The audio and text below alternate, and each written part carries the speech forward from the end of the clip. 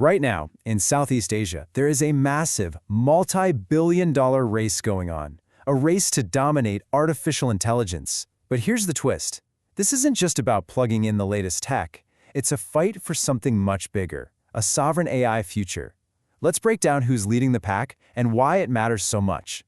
So, why all the fuss? Well, the prize they're all chasing is absolutely huge. AI is set to be the engine that could rocket the value of ASEAN's digital economy to a staggering $2 trillion by 2030. You know, with that much on the line, you can bet everyone is scrambling to get this right. And at the heart of this whole thing is this really important idea: sovereign AI. The goal here isn't just to buy the latest and greatest from Silicon Valley or China. It's about building and owning their own AI capabilities. This way, the technology isn't some foreign implant. It's tailor-made for the unique languages, cultures, and real-world needs of almost 700 million people. All right, so if this is a race, who are the front-runners? Well, let's start with the pace-setters, Singapore and Malaysia. These two are going all in, pouring billions of dollars into both the digital highways and, crucially, the people needed to build them.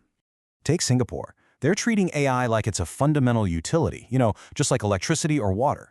They've pumped over $1 billion Singapore dollars into a massive research plan. And this isn't just about quick profits. It's about tackling the really tough, long-term questions to make sure they become a global hub for AI innovation. But here's the thing. It's not just about throwing money at the problem. As you can see here, Singapore has this laser focus on people. They want to triple their workforce of expert AI practitioners to 15,000 by 2030. They're building the human brain power to match the financial firepower. And then you look right next door, and Malaysia is not about to be left behind. They're dropping a massive 20 billion ringgit, that's about $4.5 billion into their own national AI plan. Their goal? To catapult themselves into the top 20 countries on the Global AI Readiness Index. And what's really smart is how they're spending that money. This chart shows it's a super strategic, holistic approach. They're not just funding one little piece of the puzzle. Nope, they're building the whole ecosystem at once. Everything from pure research and data centers all the way to upskilling their workforce. Now, not everyone is leading with their checkbook. A totally different strategy is coming from what we can call the rule makers, like Vietnam and Thailand.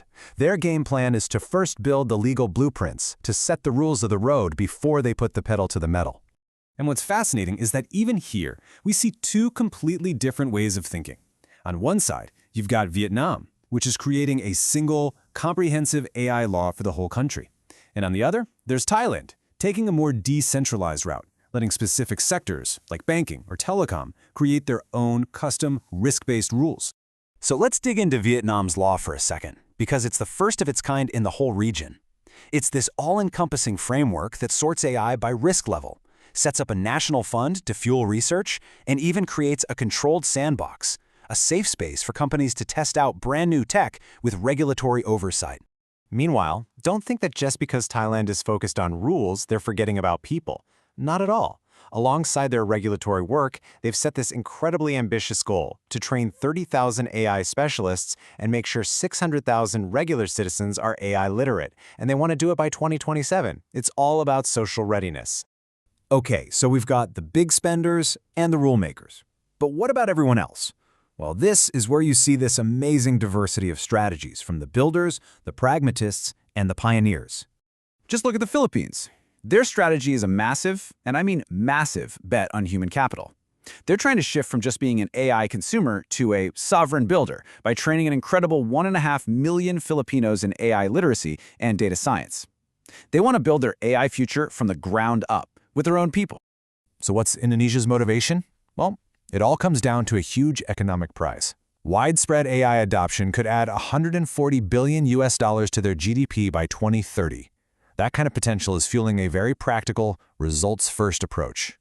So, instead of getting lost in long-term, abstract research, Indonesia's all about quick wins. They're using AI right now to solve immediate real-world problems, like making sure a national free meal program is working, or forecasting crop yields to keep the country fed. It's pure pragmatism in action. Of course, not every country is racing towards economic growth. We have to mention the stark outlier here, Myanmar. The goals are completely different. As this source points out, digital tech and AI are being used primarily by the military for state control, for surveillance, and for suppressing online speech. It's a sobering reminder of this technology's dual-use potential. And finally, you have the frontier economies. Countries like Cambodia, Laos, and Timor-Leste are really at the very beginning of this journey. For them, it's not about billion-dollar funds yet. It's about building the absolute foundations, using help from groups like UNESCO to create the basic policies and infrastructure they need to even get in the race. So when you pull the camera back and look at all these different players, it's clear ASEAN is at a major crossroads. You've got one region, but many, many different paths being taken to what they hope is the same finish line. And this brings us to the central question for the whole region, doesn't it? With so many different strategies, the big spenders, the rule makers, the builders, the pragmatists, how on earth can they all come together to create a single, unified AI powerhouse on the world stage? When you boil it all down, you see three competing philosophies emerging. You've got the hard law pioneers like Vietnam, who are focused on comprehensive legal frameworks first. Then you have the pragmatic innovators like Singapore and Malaysia, who are prioritizing industry growth backed by big money. And finally, you see the value-based states like the Philippines, who are centering their entire approach on ethics, transparency, and people. But there's one huge roadblock that could derail all of this. While some countries are building these amazing talent pools, a huge talent chasm is opening up across the region, especially in those frontier economies. This gap between the haves and have-nots could be the single biggest risk to everyone's ambitions. And that leaves us with the final critical question.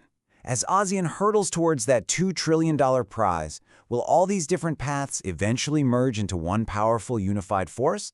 Or will that talent chasm just get wider and wider, ultimately deciding who wins and who loses in this great race for sovereign AI?